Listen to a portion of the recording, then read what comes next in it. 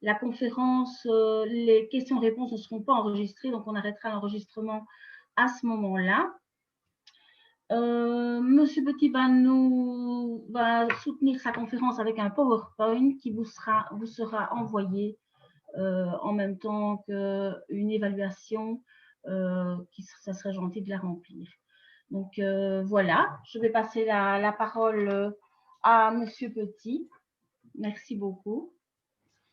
Merci Madame Charlier. Donc, bonjour à toutes et tous pour cette conférence en ce vendredi après-midi. Je vais d'abord vous proposer pour démarrer un petit partage d'écran et un petit exercice pour pouvoir faire connaissance. Donc, pour ceux qui en ont la possibilité, on va faire un petit sondage pour savoir dans les 40 personnes qui sont actuellement connectées un peu qui on est. Donc, ceux qui ont la possibilité, qui le souhaitent, qui ont un smartphone ou qui ont un ordinateur avec eux sur lequel ils peuvent changer de page, je vous invite à aller sur le site www.monty.com.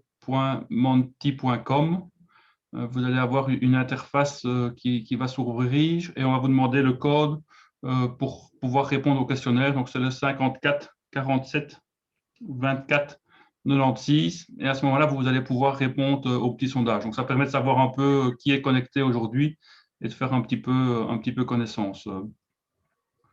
Donc voilà, donc une première personne s'est connectée et c'est un professionnel. On a quelqu'un du monde scolaire, 4 personnes sont connectées. Donc on a 6 personnes, donc on a beaucoup de professionnels aujourd'hui parmi nous. On a quelqu'un qui vient à titre de citoyen et c'est très bien, on le remercie. Voilà, on a. Donc ça permet aussi aux dernières personnes qui nous rejoignent de se connecter. Je démarrerai un petit peu plus tard. Donc,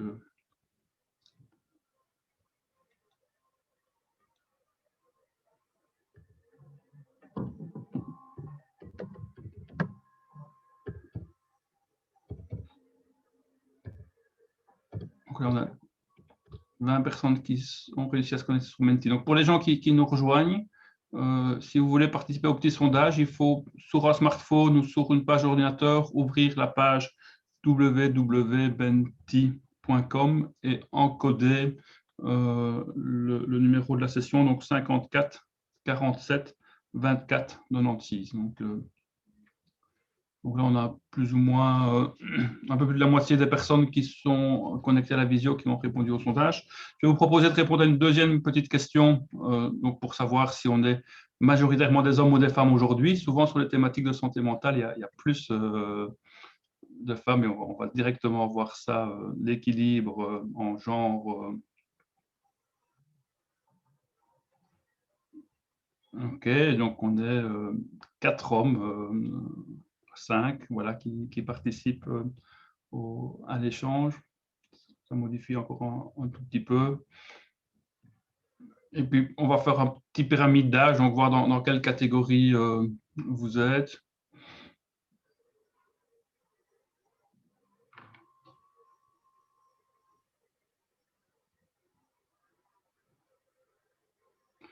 Donc, effectivement, on a appris avec le Covid à utiliser des nouveaux outils technologiques. La Mentis en est un. Ça permet un peu de savoir qui d'autre est derrière l'écran. Donc, on est tous a priori seuls dans son bureau ou chez soi. Mais on est aujourd'hui une communauté, donc on fait un petit peu connaissance. Donc là, on voit qu'on a une majorité de personnes qui sont entre 16 et 35 ans. Et puis, ça se répartit sur les autres catégories d'âge. Et là, on va faire encore deux petits exercices. Donc, on va faire ici un nuage de mots. Donc, vous voyez que la conférence d'aujourd'hui était intitulée Covid et santé mentale. Donc, quels sont les 3 mots que vous pourriez associer à la Covid-19 et voir un petit peu le paysage de mots que ça va nous donner.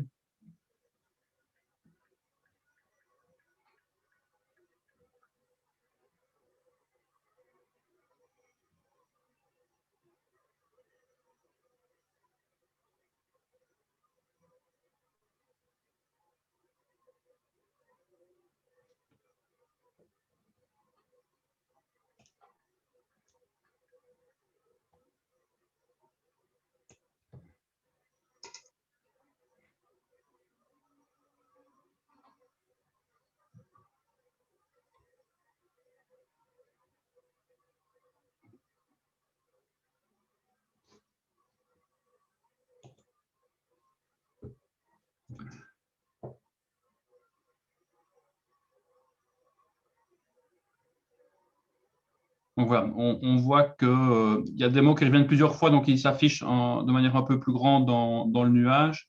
On voit qu'isolement a été cité beaucoup de fois, solitude, confinement. Alors on peut lire aussi distanciation, inégalité, restriction, anxiogène, pandémie, télétravail, pression mentale, inégalité, questionnement. Donc là, ça donne un petit peu une représentation de ce qu'aujourd'hui, collectivement, on peut penser par rapport à cet élément-là. Donc, on va faire encore un deuxième petit exercice pour voir un petit peu, donc même exercice, mais sur l'autre concept de...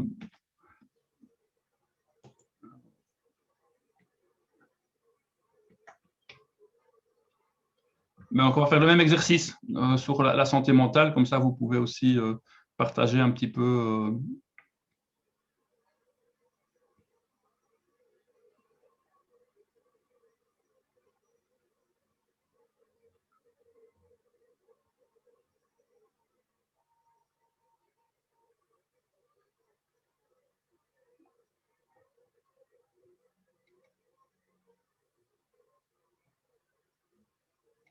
donc là, on voit apparaître des mots comme bien-être, lien social, anxiété, souffrance, détresse, équilibre, résilience, santé globale, épanouissement, clarté d'esprit, cerveau, hygiène, stress, bonheur, thérapie, valorisation de soi. Je ne saurais pas tout citer, hein, mais besoin, hygiène, repos, urgence.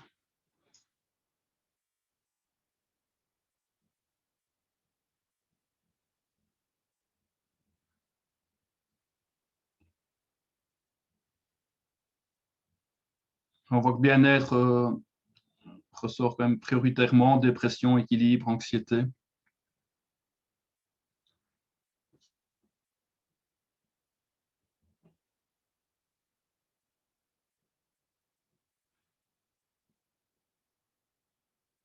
Épanouissement. Voilà, je pense que les personnes qui ont voulu répondre ont pu le faire. Zénitude, qui est apparu 2 fois, hein, avec accent, sans accent.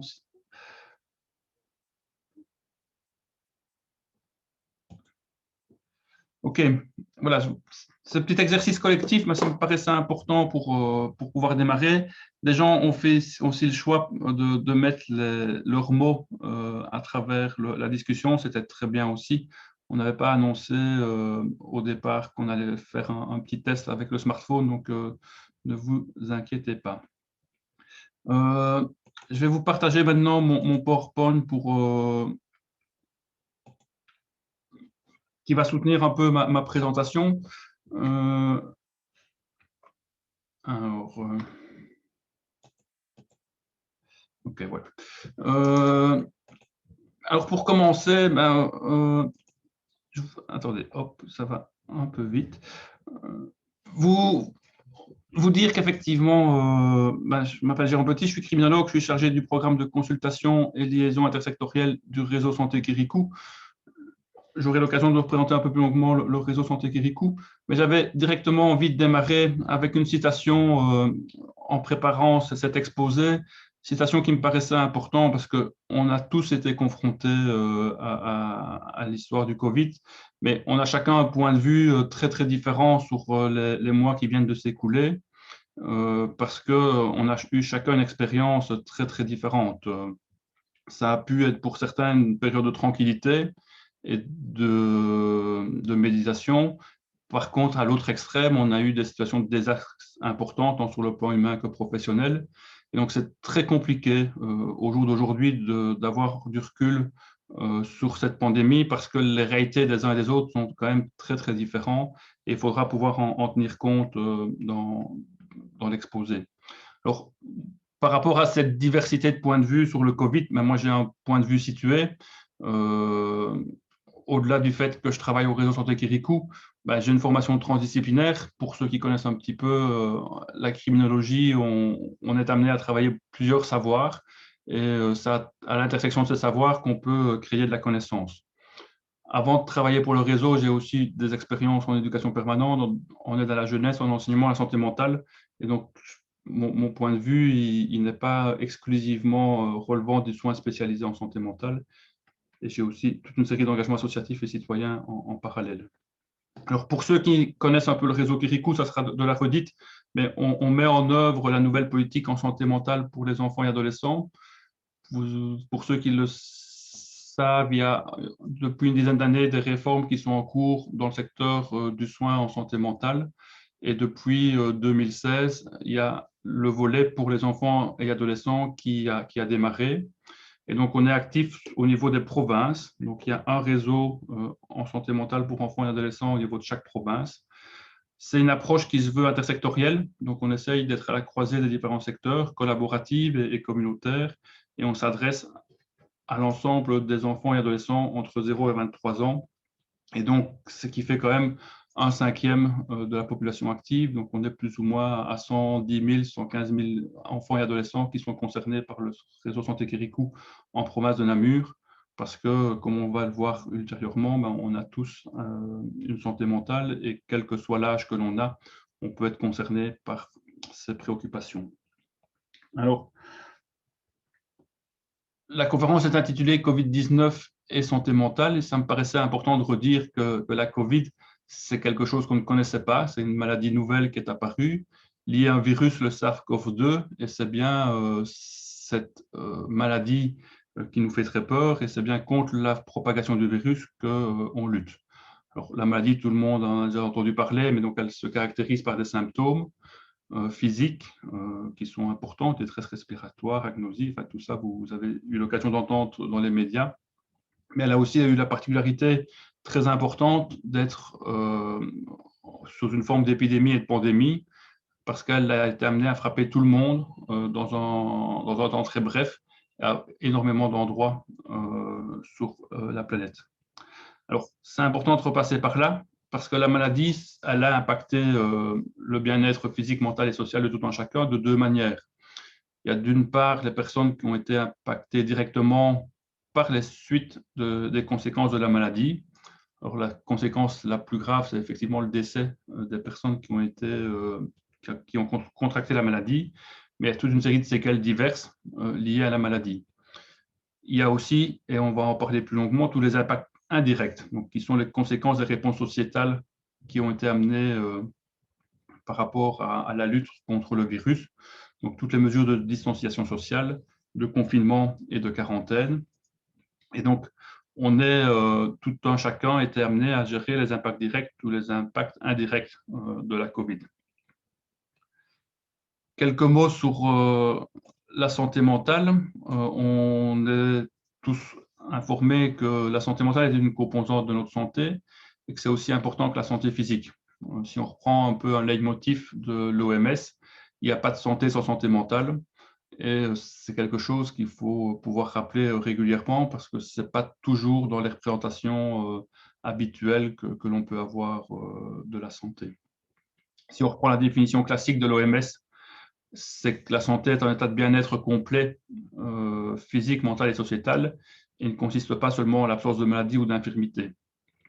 C'est important parce que on voit bien que c'est un équilibre des trois dimensions qui fait qu'à un moment donné, on arrive à un élément d'équilibre qui fait qu'un peu que la personne se sent bien. Sur la dimension mentale, alors, il n'y a pas une définition, en tout cas moi je ne proposerai pas une définition de la santé mentale. Pour certains, elle correspond à l'état psychologique ou émotionnel de la personne à un moment donné. La santé mentale est une affaire d'équilibre. Je pense que cette notion d'équilibre, elle est importante parce que c'est ce qui va à un moment donné faire l'objet d'une difficulté si cet équilibre est amené à se rompre. Alors, pour parler de la santé mentale, on passe par une meilleure compréhension de nos émotions. On est amené à un moment donné à gérer ses émotions. L'émotion, elle s'impose à nous. Et donc, il y a une nécessité à pouvoir l'exprimer. Et cette émotion, elle peut s'exprimer de différentes manières. Donc, Quand les émotions sont négatives, ça peut être des pleurs. Quand les émotions sont positives, ça peut être le rire et la joie. Enfin, tout ça sont des choses qui sont assez banales, mais ça me paraissait important de repasser par là. Et donc, l'expression des émotions est un élément important dans un cadre de santé mentale. La qualité de la santé mentale, c'est un peu ce continuum que je vous affiche au tableau. Donc, un équilibre biopsychosocial dans l'individu. Donc, une bonne qualité de santé mentale, ça va être synonyme d'un état de bien-être, on vient de le voir, qui va se caractériser par d'autres items, la satisfaction, l'espoir, la confiance, la motivation, le sentiment d'utilité. Et donc, c'est dans ces éléments-là où on est dans un bon équilibre interne ou psychique.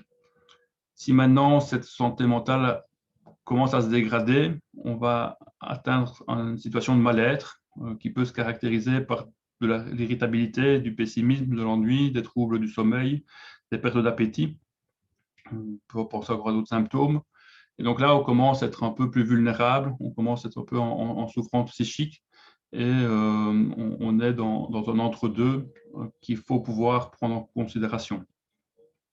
Si dans le continuum, la vulnérabilité s'aggrave ou si la souffrance psychique s'aggrave, on va être dans un trouble avéré plus important et donc on va développer une pathologie plus psychiatrique. On va parler de troubles anxieux, de dépression, d'addiction, de troubles mentaux sévères. Et donc là, on commence à être dans des choses qui sont plus douloureuses et qui sont un peu à l'autre extrême de ce continuum. La crise sanitaire, quand elle est apparue il y a un an, en mars 2020, elle a suscité un élément de sidération pour tout le monde. Ça a suscité beaucoup de craintes, notamment sur les impacts directs que j'évoquais tout à l'heure de la maladie. Cette maladie était potentiellement mortelle, cette maladie est potentiellement mortelle. Et donc, on peut avoir déjà toute une série de craintes et d'inquiétudes et de préoccupations par rapport à la maladie en elle-même. Et donc, comme on n'en connaissait pas grand-chose de cette maladie au tout début de l'épidémie, cette inquiétude elle était relativement généralisée. Rappelez-vous dans quel état on pouvait être au démarrage de la crise sanitaire il y a un an. C'est quelque chose qui concernait tout le monde. Maintenant, avec les peu d'informations qu'on avait à l'époque, certaines populations étaient plus particulièrement enclines à développer des craintes ou des inquiétudes. On peut citer des publics particuliers comme les personnes âgées, où on avait effectivement vu très rapidement qu'elles étaient plus susceptibles de décéder de la maladie. Les prestataires de soins qui avaient un contact très très fort avec le virus, une exposition importante, de même que des personnes avec des comorbidités. Et donc ces personnes-là pouvaient être amenées à développer toute une série de symptômes liés aux impacts directs de l'épidémie. Par contre, on a vu progressivement apparaître, et donc ces personnes ont vu effectivement des taux élevés de stress et d'anxiété, et qui a pu aussi se concrétiser au niveau de solitude, de dépression, de consommation nocive d'alcool, d'usage de drogue, de comportement auto-agressif ou suicidaire. Donc, toutes les conséquences d'un stress relativement élevé. Ces stress et ces éléments, ces symptômes négatifs, il faut aussi se dire qu'ils ont commencé à apparaître à des personnes qui n'étaient pas touchées par la maladie, mais qui ont été impactées par les effets indirects, par les mesures sociales, et notamment le confinement, où on va pouvoir l'analyser. Donc, chaque mesure sociale, donc la lutte contre l'épidémie a provoqué des mesures sociales. Je vais m'arrêter sur l'impact du confinement, mais on pourrait mesurer d'autres décisions gouvernementales qui sont le port du masque, la fermeture des commerces pour les personnes concernées, la question des bulles qui est arrivée par la suite. Donc, chaque mesure sociale de lutte contre l'épidémie peut avoir un impact sur l'équilibre des personnes. J'ai pris ici l'impact du confinement parce que c'est quand même le plus significatif et le plus important. Et donc, pour un grand nombre de personnes, le confinement strict qu'on a eu en début d'épidémie et puis des confinements partiels que l'on a eu par la suite sont des facteurs de stress importants parce que ça a conduit à des pertes de liberté au niveau de la circulation, ça a conduit à un isolement social imposé, à des logiques d'enfermement, à des logiques de désœuvrement. Donc, pour toutes les personnes qui étaient en télétravail, mais qui n'avaient pas forcément l'outillage nécessaire ou qui n'avaient pas forcément d'activité particulière, de peur de contamination, de peur de la mort. Donc, tous ces facteurs de stress qui ont été liés à cette imposition du confinement peuvent être des éléments de rupture de l'équilibre et du bien-être de chacun. Et donc, c'est quelque chose qui peut être l'effet cumulatif des différents facteurs ou un seul facteur peut être source de déséquilibre. Donc là, chacun individuellement peut ressentir les choses de manière différente, mais on a tous été confrontés en même temps au même phénomène. Et donc, comme c'était inattendu, que la plupart des personnes ne pouvaient pas s'imaginer ce qui allait se passer, on a eu différentes étapes dans le stress. Donc, le moment, c'était la sidération. On a tous été mis sur un peu au pied du mur. Et donc, par rapport à cette première étape, certaines personnes sont rentrées dans des processus de résilience. Donc, ils ont trouvé un retour à l'équilibre. Ils ont pu faire un bout de chemin avec cette réalité qui était la leur. Et ou au contraire, on sont rentrés dans des phénomènes de détresse parce qu'ils n'ont pas réussi à trouver un équilibre par rapport à ce qu'ils vivaient. Et donc, en fonction du chemin qui a été fait par rapport à ce stress initial, ben, soit on est rentré dans une certaine habitude, on a retrouvé une habitude, retrouvé un équilibre, reconstitué un équilibre, soit cette détresse s'est installée et cette détresse a pu s'inscrire dans des processus au long cours et on le verra un peu plus tard, c'est cette perpétuation dans le temps des difficultés qui peut conduire à l'apparition de troubles beaucoup plus importants. Donc, pour poursuivre l'exposé, il me semblait utile de revenir avec quelques chiffres issus de la recherche. Donc, c'était pour les universités et pour pas mal de chercheurs une période qui a été très propice pour aller chercher des données et voir un petit peu comment on pouvait analyser ce phénomène. Je vais revenir quelques instants sur une des études, qui est l'étude Covid et moi, qui a été menée par le professeur Laurent de l'UCL, qui est une étude qui a commencé très très vite l'année passée et qui a visé à mesurer les conséquences de ces mesures sociétales sur le bien-être et la santé des personnes. Donc, cette enquête a été faite, c'était une photographie. Donc pour ceux qui voudront les détails méthodologiques, j'ai mis les références, vous pourrez aller creuser. L'idée n'est pas aujourd'hui rentrer dans le détail de l'annonce, mais de pouvoir revenir sur l'un ou l'autre donnée. Donc on est quand même sur une étude où il y a eu plus de 21 000 répondants lors de la première vague.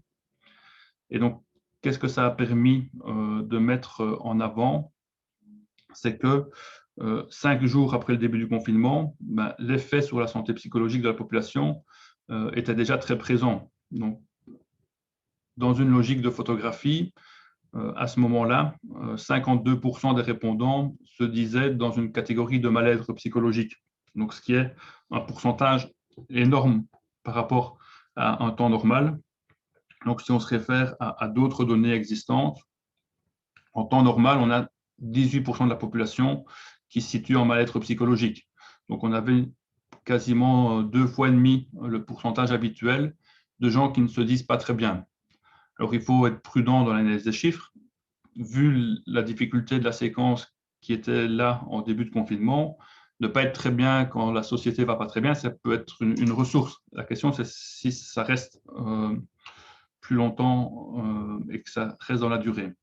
Donc, si on doit un peu regarder comment ça se déclinait sur la population, donc je vous ai fait tout à l'heure un peu les catégories d'âge du groupe ici aujourd'hui, ben, on voyait que ça touchait, plus on était jeune, plus on était affectés psychologiquement de la situation qui se présentait. Et donc, on va le voir dans le déroulé de la crise. Plus la population est jeune, plus c'est compliqué pour elle de vivre la réalité qui est imposée. Et plus c'est dur, plus ces personnes sont en souffrance et vont développer toute une série de symptômes particuliers.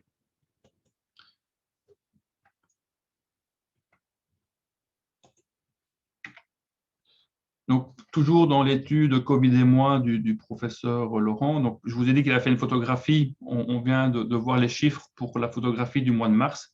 Il se fait que cette enquête a été faite à plusieurs moments de l'année 2020.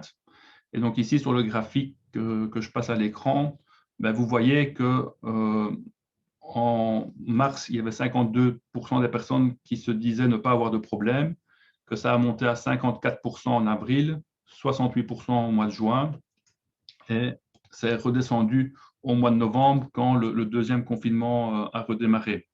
Donc, on voit que sur la longueur, le nombre de personnes qui se disent en mal-être est quand même significativement plus important que ce qu'on a en temps normal.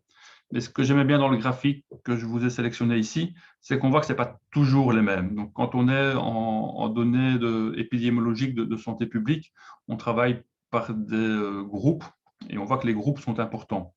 Mais on peut voir ici dans les flèches qu'il y a des changements. Donc, il y a toute une série de populations qui allaient mal au mois de mars et qui ont déclaré, donc c'était une étude longitudinale, donc c'est les mêmes personnes qui répondaient, qu'elles allaient mieux au mois d'avril. Par contre, des gens qui allaient bien au mois de mars ont vu leur équilibre se dégrader au mois d'avril. Et ainsi de suite. On voit ici toute une vague de gens qui n'allaient pas bien en avril et qui vont mieux. Par contre, des gens qui allaient bien en avril n'allaient pas bien au mois de juin. C'est important parce que même si on voit que sur les masses globales, il y a un grand nombre de personnes qui ne vont pas bien, si on prend individu par individu, on peut voir que la situation est changeante.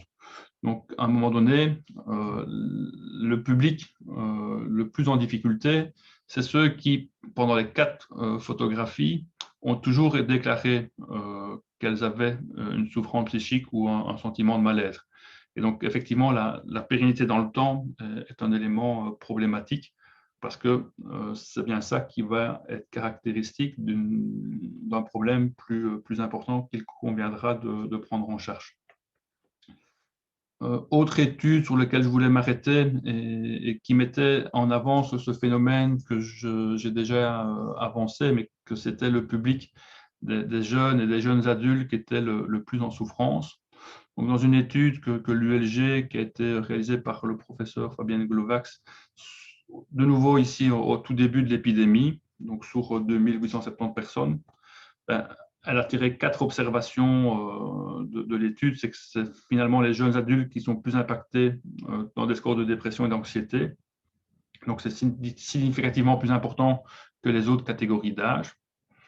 Que, ben ça, on pouvait s'en douter, mais que les jeunes adultes qui ont eu le virus à proximité avaient des taux d'anxiété plus importants. Donc, le fait d'être proche de la maladie ou d'avoir été touché directement par la maladie est source d'anxiété supplémentaire. Que contrairement à ce qu'on pouvait penser, ben, les jeunes adultes n'ont pas forcément entretenu des contacts avec les réseaux sociaux pour maintenir une vie sociale, même à distance, et que, contrairement à ce qu'on pouvait penser, les jeunes adultes consomment moins d'alcool en confinement. Donc, on a vu tout à l'heure qu'une manière de traiter le malaise, c'était éventuellement de consommer de l'alcool ou d'avoir des consommations d'alcool. Cette consommation d'alcool peut devenir à un moment donné problématique. Et on voit que sur cette classe d'âge-là, 20% répondent avoir diminué leur consommation d'alcool, 20% l'avoir augmenté, 60% précisent qu'elle est restée identique. C'est un élément qui me semble important parce que ça témoigne de nouveau derrière les chiffres macro qu'on met ici en avant. Il y a des comportements individuels. Certains ont fait le choix de compenser par de la consommation d'alcool l'anxiété qui était présente chez eux. D'autres n'ont pas fait ce choix-là.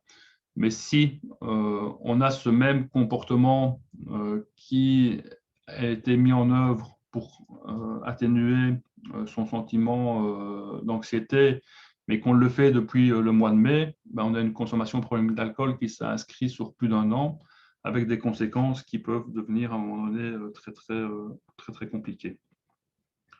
Autre donnée chiffrée sur laquelle je voulais m'arrêter, donc on était ici sur les jeunes adultes, prendre un petit temps sur les enfants et les adolescents. Donc il y a une enquête qui a été faite en milieu scolaire pour pouvoir donner la parole aux élèves et leur permettre de s'exprimer sur leur vécu. De nouveau, la recherche est bien plus longue, je vais ne m'arrêter que sur un slide aujourd'hui. Pour montrer qu'à la question, dans la situation actuelle, à quel point tu te sens stressé ou angoissé par le travail que tu dois faire pour l'école, ben on voit que les étudiants, les élèves qui se déclarent beaucoup stressés ou assez stressés entre le mois de juin et la rentrée 2000 étaient en augmentation. Donc, on voit que sur l'item beaucoup stressé, on est passé de 10 à 15, sur l'item assez stressé de 19 à 24, un peu stressé de 34 à 38, et pas du tout stressé, ça diminue fortement. Ça montre de manière générale que ben, ce public-là a redémarré l'année scolaire en étant relativement fragilisé. Et ce n'est pas avec les mesures du deuxième confinement et l'enseignement à distance qui a été mis en place que les choses se sont arrangées. On aura l'occasion d'y revenir un peu par la suite. Donc, ces données chiffrées, elles me paraissaient intéressantes à vous montrer parce qu'elles montrent bien cette question d'équilibre, l'équilibre individuel. Chacun est juge pour lui-même de si ça va ou si ça ne va pas. Mais dans des données plus collectives de santé publique, on voit qu'à un moment donné, cette succession de personnes qui ne vont pas bien, ça peut faire beaucoup de monde. Alors, quand on est en situation de mal-être psychique, on peut regarder quelle est l'offre de soins qui peut venir en réponse à ces souffrances et à ces vulnérabilités psychiques. Donc, pour pouvoir décrire l'offre de soins, au niveau des réseaux, on a l'habitude de se référer à la pyramide des soins de l'OMS. Donc ici, je vous ai remis le schéma qui est habituellement utilisé. Donc, pour vous décrire un petit peu ce schéma, on a à la base le self-care, donc ce qui va être l'aide qu'on peut s'apporter à soi-même. Et puis, on a sur la deuxième échelon de cette pyramide le soin qui peut être apporté par la communauté. C'est un petit peu toute cette aide informelle sur laquelle on s'appuie habituellement pour pouvoir aller mieux, pour pouvoir prendre soin de soi, et qui a été un peu mis à mal par le confinement, par les logiques d'isolement que ça a occasionné, par les processus de distanciation sociale. C'est parfois été beaucoup plus compliqué de trouver ces éléments de ressources. Et donc, c'est un élément d'explication sur le fait que le mal-être a pu se généraliser et s'accentuer dans une grande partie de la population. Quand on est en difficulté ou en déséquilibre émotionnel beaucoup plus important, on va pouvoir rentrer dans les derniers étages de la pyramide avec des services de première ligne. On aura l'occasion d'y revenir. Les services psychiatriques en hôpitaux généraux ou des services ambulatoires. On va avoir en Fédération Wallonie-Bruxelles les services de santé mentale qui sont présents ou d'autres services qui peuvent offrir les mêmes types de services aux patients. Et puis tout en haut, des services psychiatriques spécialisés. Et donc, c'est un peu la manière dont on va organiser l'offre de manière idéale, en sachant qu'il faudrait qu'on puisse passer d'un échelon à l'autre de manière facile et pouvoir fluidifier le passage de l'un à l'autre pour pouvoir bénéficier d'une trajectoire de soins qui soit la plus cohérente possible pour les personnes qui vont en bénéficier. Alors, je disais que le premier étage, c'est la possibilité du self-help, de pouvoir s'aider soi-même. Et donc là, on a eu dès le départ des recommandations des autorités, que ce soit de l'OMS ou de Sansano ici en Belgique, que pour pouvoir prendre soin de notre santé mentale au quotidien, il y a certaines choses sur lesquelles on peut être attentif. Donc, l'importance de cultiver la bienveillance envers nous-mêmes et envers les autres. Donc, c'est quelque chose qui peut être fait facilement. La nécessité de prêter attention à son sommeil. Donc, on sait que quand le sommeil devient perturbé, on a des déséquilibres qui peuvent s'installer, qui peuvent être très défavorables aux personnes. La possibilité d'être dans l'activité quotidienne, la nécessité d'installer des nouvelles routines. Donc, tout le monde s'est vu un petit peu obligé à faire autre chose. Et donc, la possibilité de recréer des nouvelles routines dans ce cadre-là étaient des éléments qui peuvent favoriser le bien-être. Comme on est amené à passer plus de temps à son domicile, pouvoir le réaménager en fonction des besoins qui se faisaient ressentir, pouvoir prendre du temps pour faire des choses qui nous font du bien, garder le contact avec la nature. Donc là, c'est des recommandations types des autorités qui sont adressées à tout le monde parce que la plupart du temps, c'est le genre de recommandations qui font du bien à chacun d'entre nous. Mais maintenant, c'est des généralités. Donc, les 3 petits points, c'est aussi la place à ce que chacun puisse investir sur des recommandations qui lui sont propres parce qu'on se connaît, parce qu'on sait ce qui peut éventuellement faire du bien et dans ces éléments de sidération, permettre à ce qu'on retrouve un équilibre important. Si cette première étape du self-help n'a pas été suffisante, si on est quand même en difficulté, la deuxième étape, c'est de pouvoir oser en parler. Donc, on est dans une culture qui est quand même caractérisée pour la plupart d'entre nous par une approche judéo-chrétienne et donc on a parfois du mal à admettre une certaine tristesse, une certaine anxiété, une certaine vulnérabilité. Et quand ça dure dans le temps, c'est d'autant plus compliqué, mais c'est là où on a des signaux d'alerte pour dire on se sent mal et il faut pouvoir parfois oser en parler. Et donc ça, c'est quelque chose qui est difficile d'interpeller les proches. On pense parfois que ceux-ci sont clairvoyants et qui voient qu'on a besoin d'aide, mais c'est rarement le cas. Donc, les proches, nos contacts au quotidien, ils ne peuvent pas toujours deviner ce qui se passe dans les pensées. Et donc, la nécessité de mettre des mots est souvent une première étape nécessaire pour pouvoir recevoir une aide ou recevoir un accueil par rapport à ces sentiments négatifs. Donc,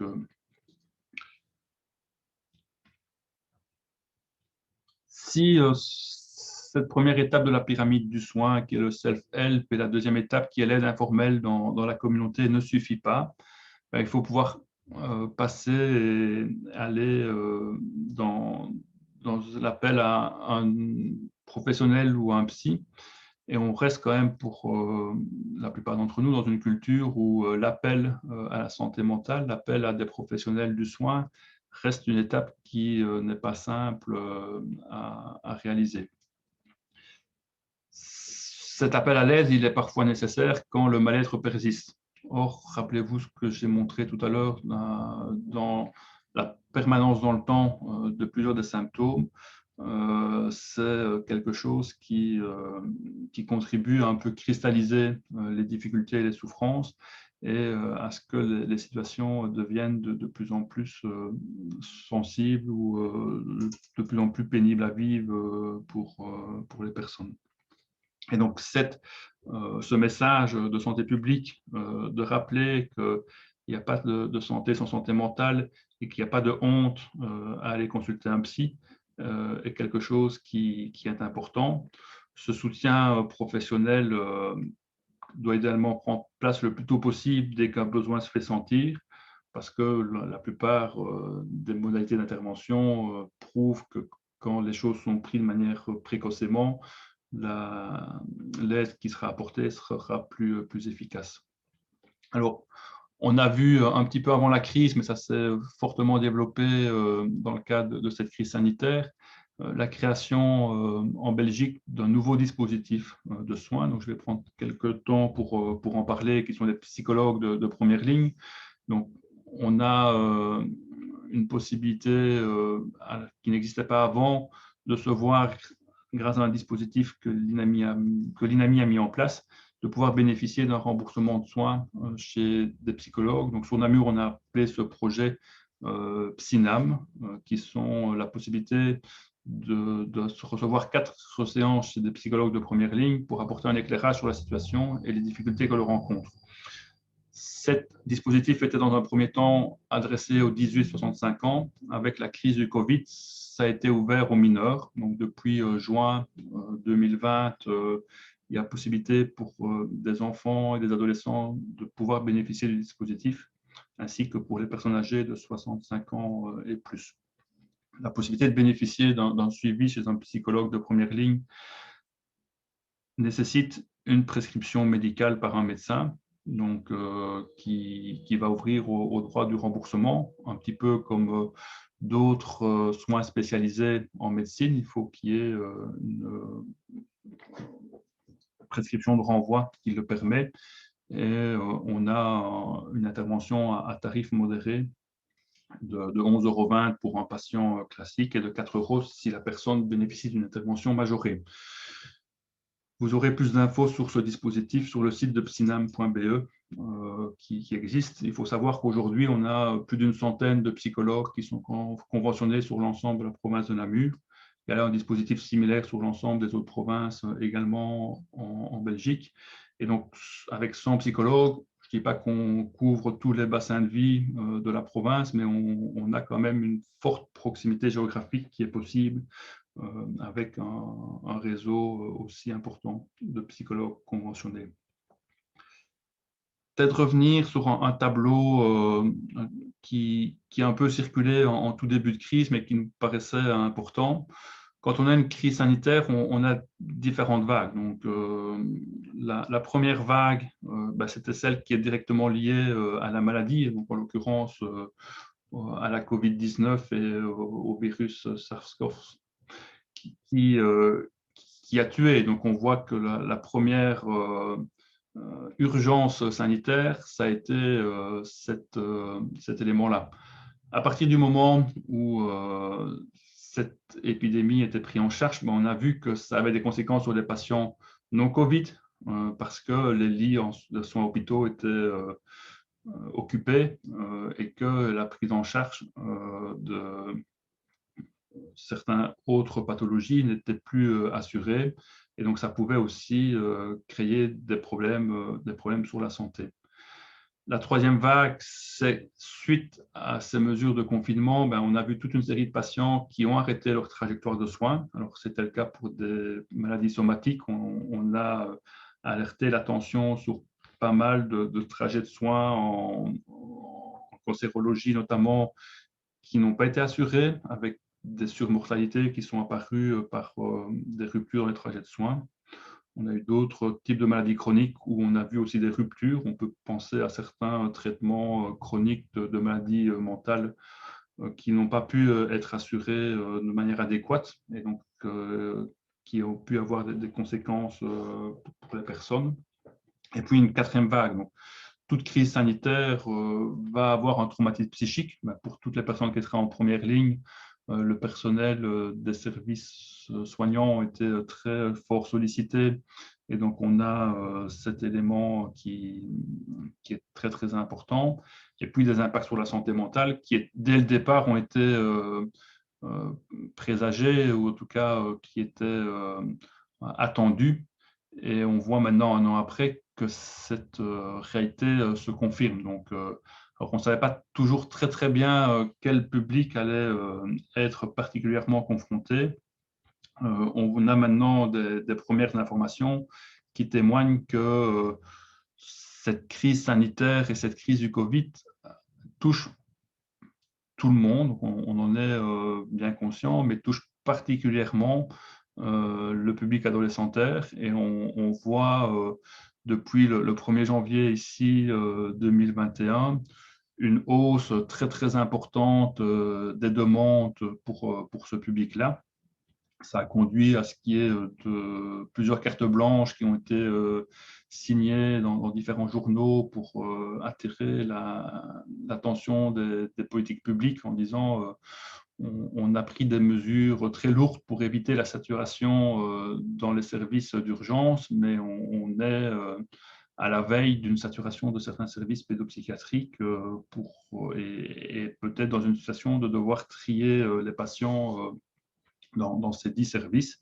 Et donc, effectivement, ces cartes blanches qui ont été réalisées en début d'année se sont confirmées. Donc, on a aujourd'hui, particulièrement dans les services hospitaliers et spécialisés, une saturation des services. Ça devient très, très difficile pour les publics des jeunes adolescents, jeunes adultes, de pouvoir trouver aujourd'hui une place dans certains services.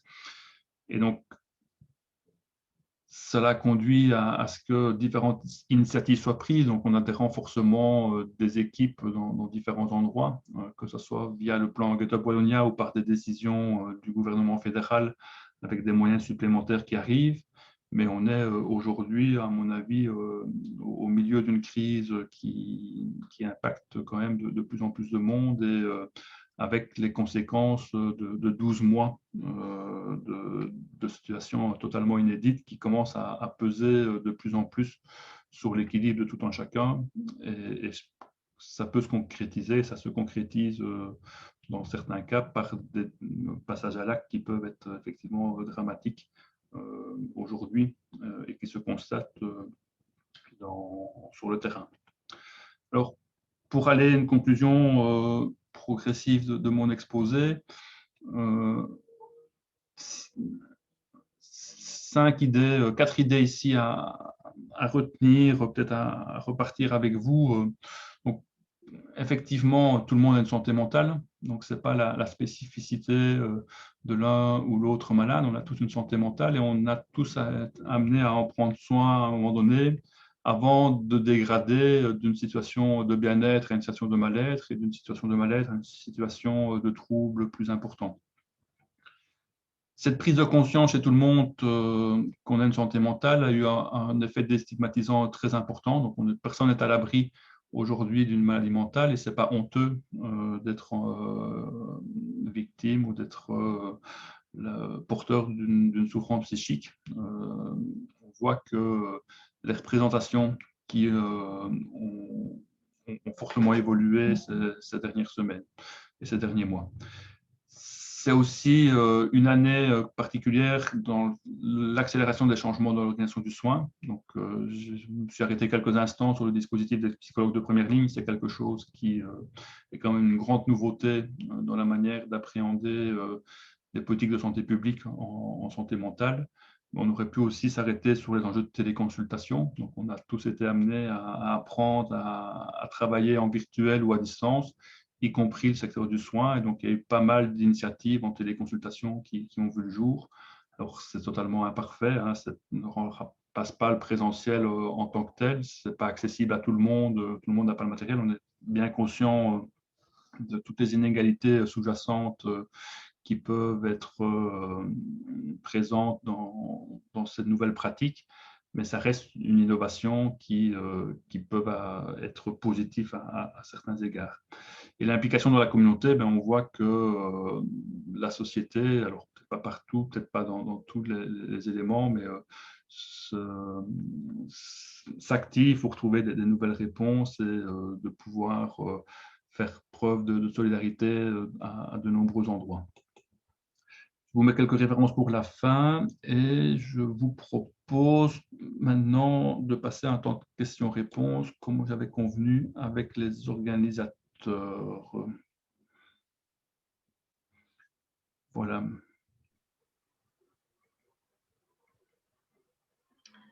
Oui. Oui, vous m'entendez? Oui. Oui. Je n'ai pas eu vraiment de questions dans le chat, mais quelques réflexions, notamment dans le menti.com, là où on demandait si on était un homme, une femme, et il n'y avait pas le troisième choix qu'on aurait pu appeler X.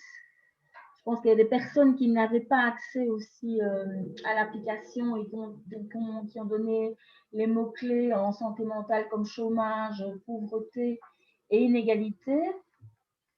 Et ensuite, dans Oser prendre la parole, il y a eu 2 réflexions. Donc parfois, personne ne veut être à l'écoute et parfois les autres aussi sont submergés par l'émotion et donc ils n'ont pas la possibilité d'écouter autrui. Voilà.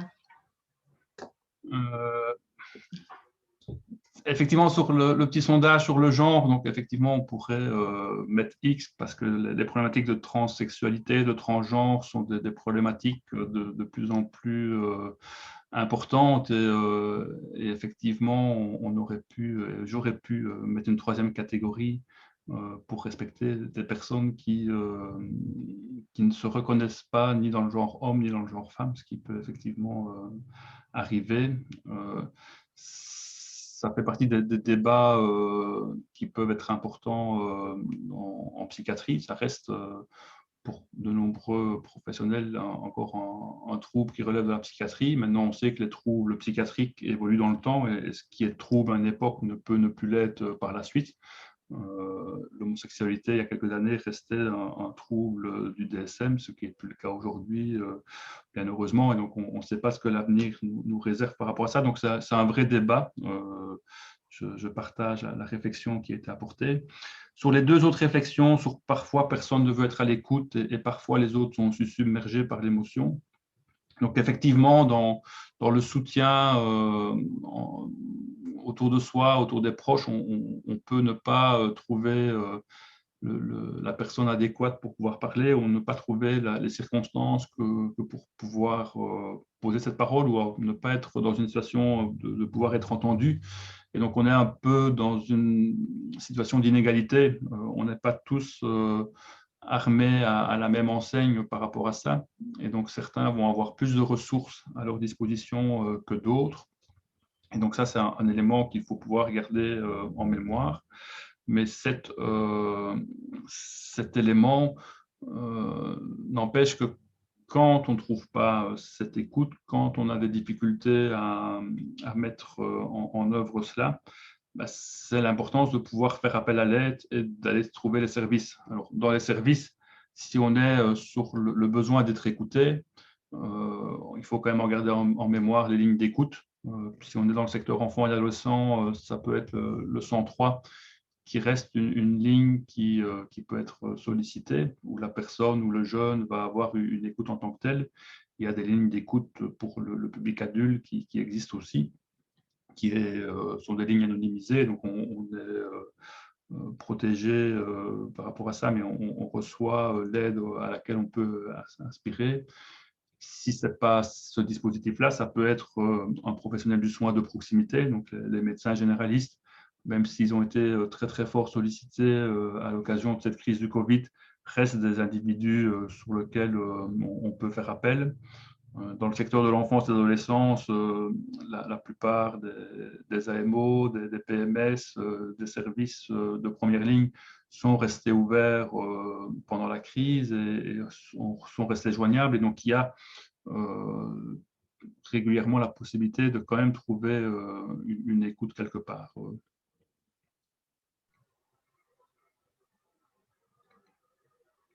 Oui, il y a d'autres. On nous dit aussi que le recours informel à l'entourage est impacté également par le manque de nouvelles rencontres, en particulier chez les jeunes. Et donc, comment, à partir de maintenant, refavoriser les nouvelles rencontres pour les jeunes? Donc, effectivement, la dimension sociale qui a été absente avec le confinement et avec les mesures de fermeture des écoles, si on parle du public jeune, est une des circonstances aggravantes de la crise. Donc, on a effectivement, pour beaucoup de jeunes, eu la fermeture de tous les lieux de sociabilisation qu'ils pouvaient fréquenter et qui permettent de contribuer à leur équilibre psychique. Et donc, c'est un phénomène d'aggravation pour eux. C'est pour ça que la plupart des pédiatres, dès le début de la crise, ont plaidé pour l'ouverture des écoles, que le secteur jeunesse s'est mobilisé pour pouvoir rappeler l'importance que ces lieux restent ouverts et que à partir du moment où ils ont été fermés, qu'ils puissent rouvrir le plus rapidement possible. Donc, on peut aujourd'hui se satisfaire que les écoles vont rouvrir à temps plein pour les dernières semaines de l'année scolaire. Ça sera important. Maintenant, il faudra voir pour y faire quoi, parce que si c'est pour une course au temps perdu sur les apprentissages, le stress va probablement augmenter d'autant plus et on n'aura probablement rien gagné en termes de difficultés psychiques au niveau de l'adolescence. Certains médecins ont bien mis en évidence que ce n'est pas que les jeunes sont plus sensibles que les autres, mais c'était constitutif de l'adolescence que de pouvoir bénéficier de groupes de pairs pour pouvoir réfléchir. Donc, c'est un support pour la construction identitaire des jeunes que de bénéficier de ces lieux de socialisation. Et que s'ils n'y ont pas accès, ben, c'est d'autant plus compliqué pour eux. Donc, se rajoute à cela que contrairement aux adultes et aux personnes plus âgées, le temps de la crise est relativement beaucoup plus important pour eux que pour des personnes plus âgées. Donc, quand on a 20 ans et qu'on a passé un an de confinement, ben, c'est un 20e de sa vie qui est impacté par la crise. Quand on en a 60, un an, ça fait un 60e. Donc, la fraction n'est pas la même. Et donc, le point de vue subjectif dans l'équilibre que chacun est amené à faire pour lui-même n'est pas le même. Et on peut rajouter encore plein d'autres éléments d'analyse du même type. Donc, c'est ce qui explique en partie la crise sur laquelle j'ai terminé l'exposé d'une saturation aujourd'hui du secteur pédopsychiatrique.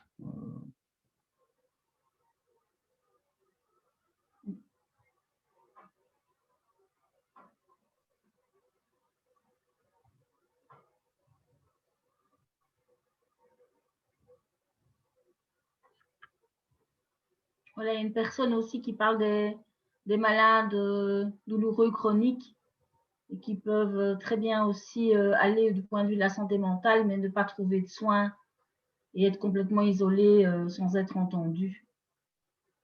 Donc, je ne sais pas si ça...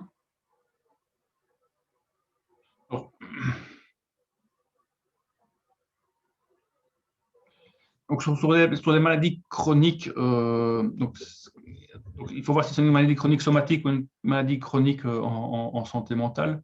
Donc, la plupart des trajectoires de soins ont été maintenues au niveau de la santé mentale. Donc, les équipes mobiles n'ont jamais arrêté de travailler. Les hôpitaux psychiatriques n'ont jamais arrêté d'accueillir. Les urgences psychiatriques n'ont jamais arrêté d'accueillir. Donc, même s'il y a eu des adaptations à beaucoup d'endroits pour pouvoir tenir compte des protocoles sanitaires, les services n'ont jamais été à l'arrêt. Et donc, a priori, l'accès aux soins a été maintenu, même si ça a été compliqué pour tout le monde, même si il y a eu plus de contacts téléphoniques que de contacts en présentiel, ça n'a pas été simple. Si on parle de maladies chroniques au niveau somatique, effectivement, ça a été pour beaucoup de personnes des ruptures de trajet de soins parce que l'accès à l'hôpital n'était plus possible dans certains cas. Certains services ont été fermés, où il y a eu une grande peur. Donc ça, là, tous les praticiens que j'ai rencontrés ont pu le mettre en avant. Au plus haut de la crise, en tout cas en avril, mai, juin 2020, et ça a eu encore des conséquences par la suite, l'hôpital faisait peur et certaines personnes n'ont plus souhaité s'y rendre. Et donc, effectivement, ça a conduit à l'isolement et à la non-prise en charge de certaines pathologies. Et pour les personnes qui ont vu leur trajet de soins interrompu ou vu leur prise en charge ne pas être suffisamment efficace, ben, ça peut contribuer à provoquer un déséquilibre psychique supplémentaire et à rajouter du mal-être à un mal-être déjà existant. Donc, effectivement, les choses peuvent en cascade se mettre s'enchaîner les unes aux autres.